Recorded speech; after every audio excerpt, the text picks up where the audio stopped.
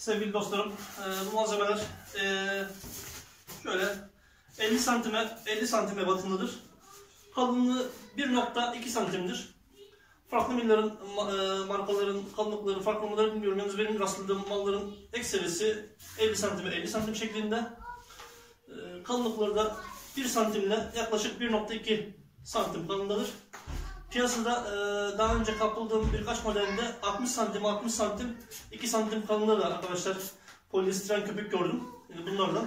Bunların piyasadaki genel ismi arkadaşlar polistiren köpük. Belli oranda ısı yalıtım sağlar binamızda. Yaklaşık benim kanaatimce %25 binamıza bir ısı yalıtım değeri vardır odamıza. Çeşitli yerlere döşeyebilirsiniz. Banyolarınıza, odalarınıza, salonlara, düğün salonu gibi, daha iş mekanı gibi arkadaşlar mekanlara düşünebilir. Benim size tavsiyem bu malzeme başta dediğim gibi saten alçıyla, silikonla, mastikle, akrilik mastikle, şeffaf silikonla yapıştırılabilir. Islak mekanlarda arkadaşlar silikon kullanmanızı tavsiye ederim. Silikon malzemesi ıslak mekanlarda, rutubetli mekanlarda salmaz, kendini tutar. Kuru mekanlarda akrilik mastikle yapıştırabilirsiniz.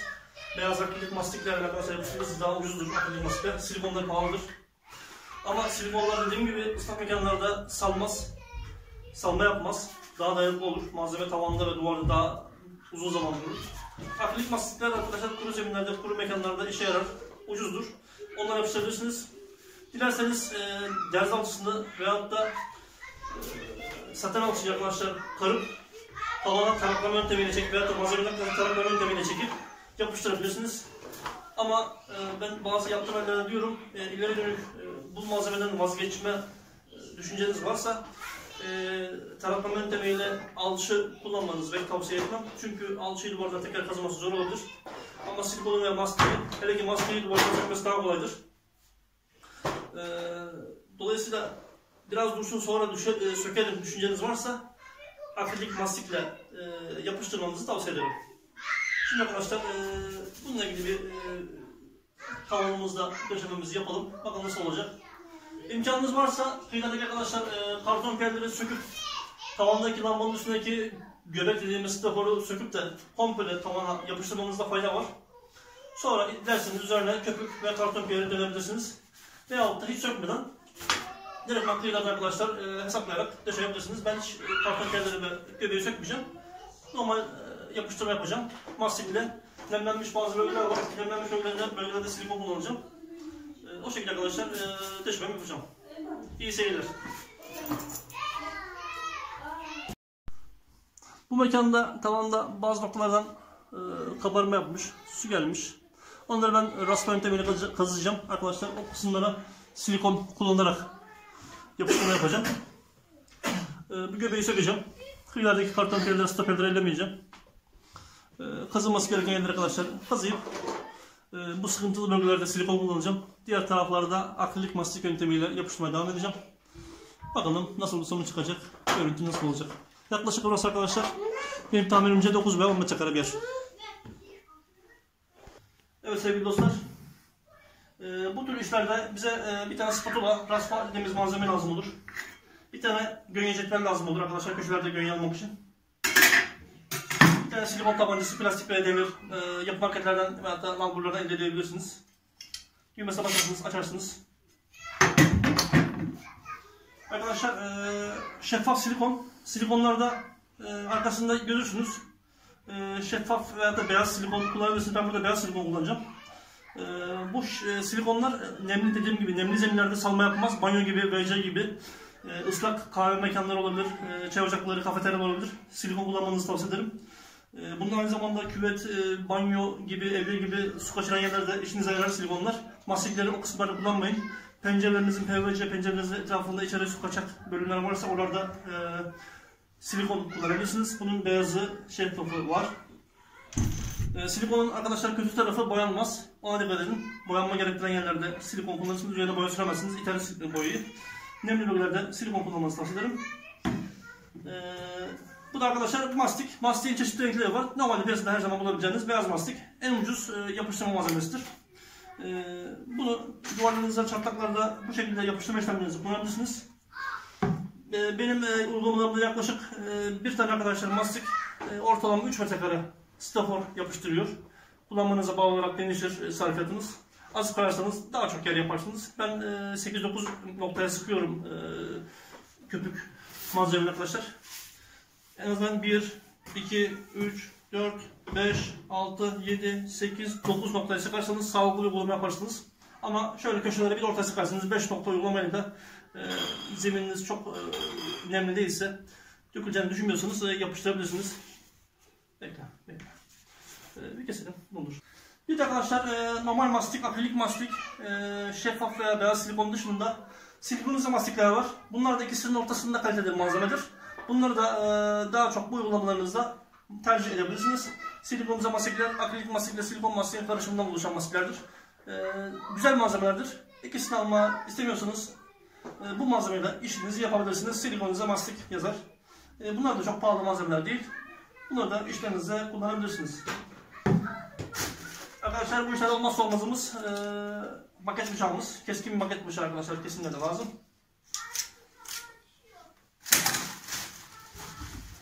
Olmazsa olmazımızda bir tanesi arkadaşlar metremiz. Döndür. Arkadaşlar şimdi mekanımızı gördünüz. Önce bu tür işlemlerde bize sağlam bir köşe lazım. Bakın 90 derece olan bir köşe bize lazım. Normal uygulamalarda aslında profesyonelce yapmak isterseniz geri çık. Profesyonelce yapmak isterseniz arkadaşlar odanızı, burası çok kenar bir alan. Hiçbir alanın köşesi birbirine uymuyor metre olarak. Ben burada düz köşeden başlayarak yapacağım. Malzeme çok zayi olmasın diye. Siz bu taraf daha düz odalarınızda, düzgün mekanlarınızda odayı artı şeklinde arkadaşlar kurşun kalemini ikiye çizebilirsiniz. Şu lambanın olduğu merkezi baz alırsınız. Genelde lambalar merkeze konur. Kurşun kalemle metre yardımıyla odayı ikiye ayırırsınız. Dolayısıyla burada 4 tane arkadaşlar size merkez oluşur. Her merkezden dışa doğru başlayıp straforunuzu dizebilirsiniz. Ben burada hiçbir kenar birbirine olmadığı için malzemede fazla sarfiyat vermesin diye en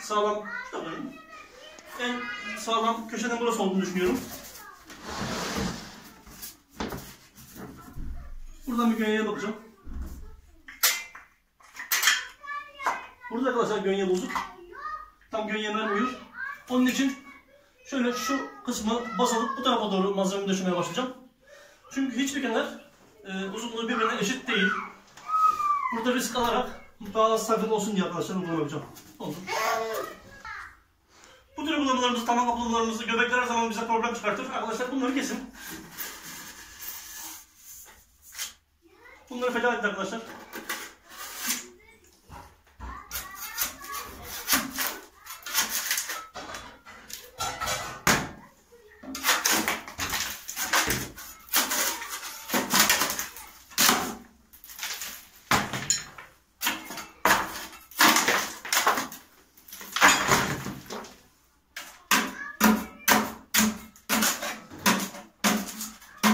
Ne olur?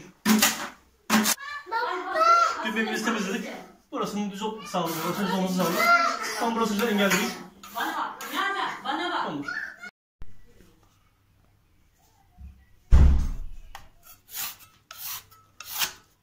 Kabarma olmaklarımızı temizliyoruz. Kabarmanın üzerine yapıştırma yapmayın arkadaşlar. Kabaran başları temizleyin. Bunların arkadaşlar bu kabaran yerler yukarıdan teras burasının üstü. Su gelen kısımlardır. Orada su yalıtımı yapılmış. Şimdi biz burada uygulama yapacağız. Muhakkak bu tür su akan yerlerde su yalıtımına arkadaşlar önem verin. Su yalıtımı yapılsın, ondan sonra bu uygulamaya geçin. Sürekli su gelmeye devam ederse bu malzeme atabilir. Su yalıtımınıza önem verin.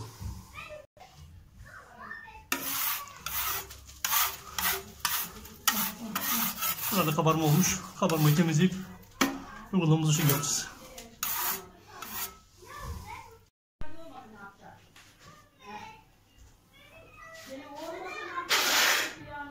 Arkadaşlar ölçüm yapacağım. Ölçüme göre bir kiliden başlayacağım.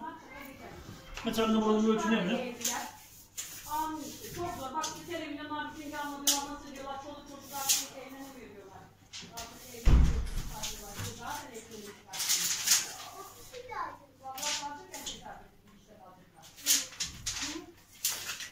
arkadaşlar 3.90 geliyor. 3.90'dan bu kıyıdan düşünmeye başlayacağım. Malzememiz de 50 cm ebatındaydı. Dolayısıyla buraya 8 tane yan yana stafor gider. Bir tanesi kıyıdan gidecek. Ben şimdi şuradan 5-6 santim bırakıp başlayacağım.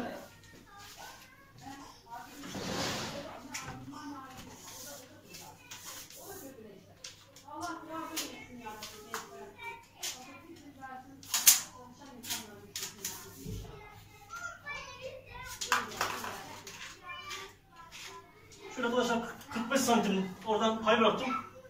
50 santimlik malzemeyi oradan tıraşlayabilirim yanına. 45 santimlik orada bir çalışma bırakacağım. 50 santimden bu tarafa döşeceğim arkadaşlar. Tamam göster. Dediğim gibi burada biraz nem problemi olduğu için burada silikonla yapıştırmaya başlayacağım. Silikonlar arkadaşlar kafası kapalıdır. Bir maket bıçağı yardımıyla kafasını kesin. Kullanım hazırına gelsin. Şu şekilde. Tabancamız arkadaşlar yerleştiriyoruz silikonumuzu. Şurada düğmesi vardır emniyet kilidi. Açarken buraya basarak açarsınız. Aynı tüfek gibi. Tabanca yardımıyla arkadaşlar. Gördüğünüz gibi malzememiz çıkmaya başlar.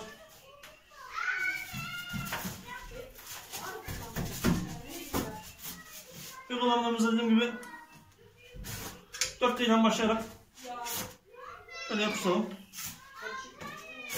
Fındık kadar ve fındıktan biraz büyük yapıştırmalar yapabilirsiniz. Normal bir uygulama arkadaşlar bu da yeter. Ben burada biraz problem olduğu için biraz kıyıdan atacağım. 9 parçaya yapıştırma yaptım.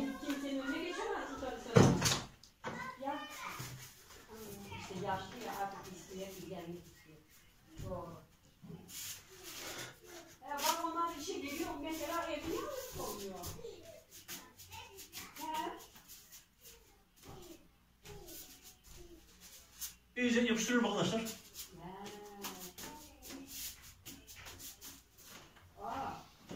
Bu uygulamalarda dikkat edeceğiniz bir husus, parmaklarınızı arkadaşlar stafora bastırmayın. Parmaklarınızı çıkar istemsizce.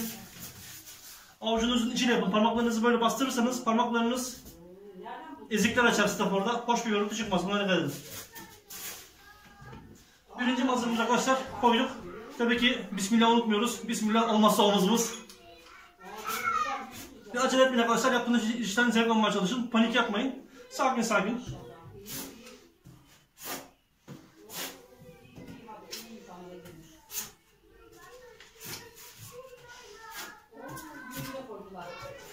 Ben kıyıda 9 parça sıkıyorum.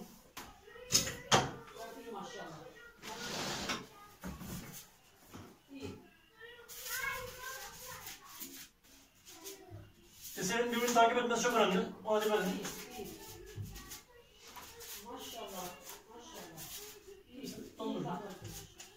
Evet, 2 tane staforumuzu koyduk. 3.'ye başlıyoruz.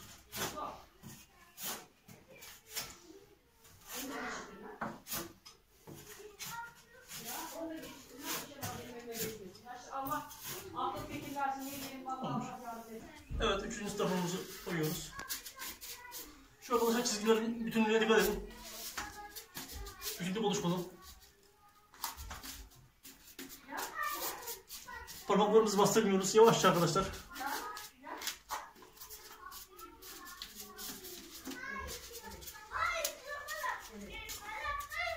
Aralarda boşluk oluşmasın. Ona dikkat edin. Gerekirse diğer staforları ileri geri hareket ettirerek arkadaşlar bütünlüğü sağlayın. Yekpare gözükmesi çok önemli.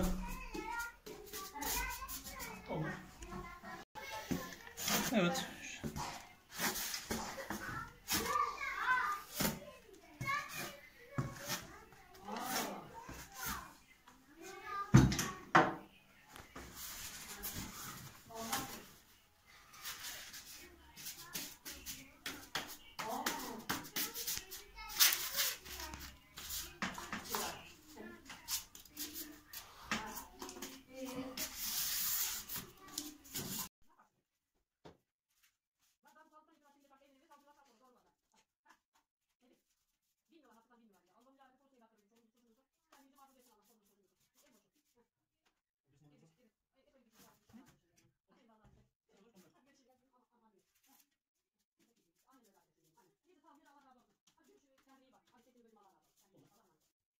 Kenara çıkan mıdır?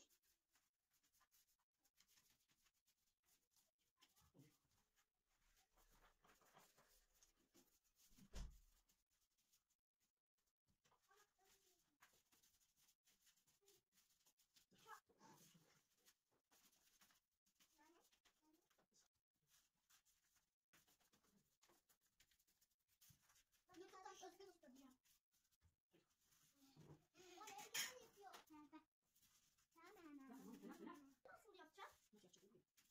Dur. Ya.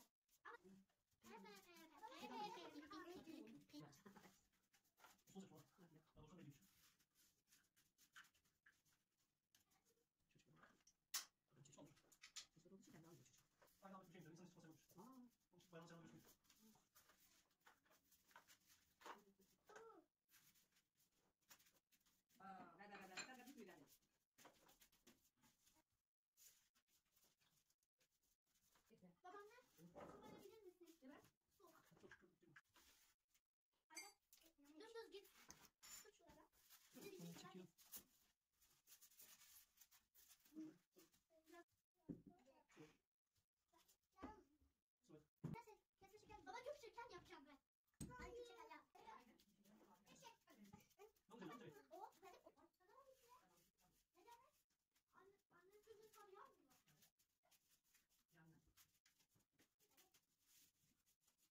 Anne baba. Baba. Anne baba.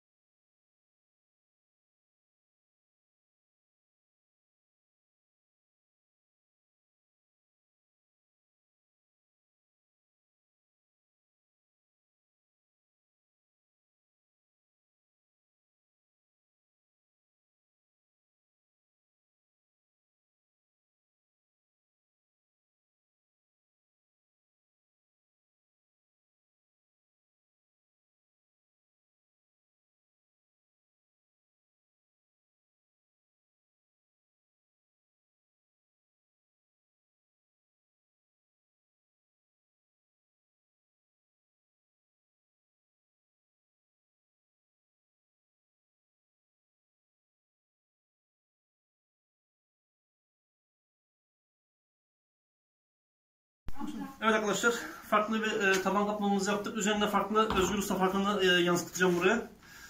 Sanayiden bulduğum, dekorasyonculardan bulabileceğiniz ve tuhafiyerlerden bulabileceğiniz şu şekilde arkadaşlar süsler var. Onlarla sanatınıza sanat katabilirsiniz. Bunların farklı şekilleri var. Birkaç modeli var. Farklı modellerden süsler yapabilirsiniz arkadaşlar. Ben bu modeli tamamen uygulayacağım. Birleşim noktalarını bu tavanla süsle nokta dokunuşlar yapıp daha havalı, daha gösterişli hale getireceğim. Arkadaşlar şimdiden seyrettiğiniz için teşekkür ederim. Yeni videolarda görüşmek ümidiyle inşallah. Arkadaşlar bu koyduğum süslemeler isteğe bağlıdır. Siz isterseniz koyabilirsiniz, isterseniz koymazsınız. Ben eklem yerleri gözükmesin diye arkadaşlar bu uygulamaları, süslemeleri koyuyorum genelde. Bunları mobilya malzemesi satan mağazalardan veyahut da tuhafiyelerden elde edebilirsiniz benzer malzemeleri. Dilerseniz alıp böyle silikonla eklem yerlerine 4 kaplamanın birleştiği noktaya koyup oradaki aynı zamanda açık noktayı da kapatmış, örtmüş olabilirsiniz arkadaşlar.